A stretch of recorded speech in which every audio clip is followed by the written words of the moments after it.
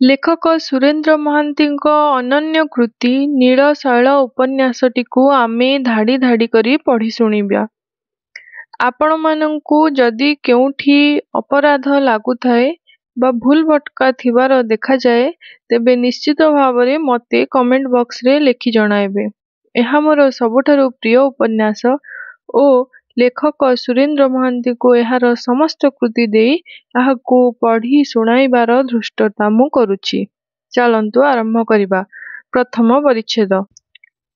ଖରା ପୋଡ଼ା ଲୋଟଣୀ ବରଗଛର ଅଲରା ଓହଳ, ଉଇହୁଙ୍କା ଭିତରୁ ଭୂଇଁ ଫୋଡ଼ ପରି ଉଠିଥିବା ରୋଗିଣା ଖଜୁରୀ ଗଛ, ନଟି ବେଡ଼ା ଆମ୍ବ, ପୋଲାଙ୍ଗ, କରଞ୍ଜ ଆଉ ପଲାଶର ପାତଳା ଜଙ୍ଗଲ, ଠାଏ ଠାଏ ନିଛାଟିଆ ଚଟିଘରଟାଏ, ଧୂଳିଆ ଜଗନ୍ନାଥ ସଡ଼କ, ଅଙ୍କେଇ ବଙ୍କେଇ ମଲା ଅଜଗର ସାପ ପରି ଏହାରି ଭିତରେ ଚିତ୍ ହୋଇ ପଡ଼ି ରହିଛି।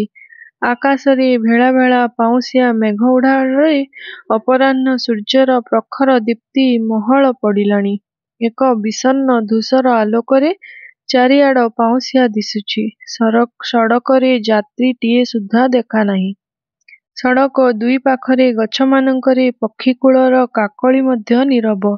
ସବୁଆଡ଼େ ଏକ ଭୌତିକ ଅସ୍ୱାଭାବିକ ନୀରବତା।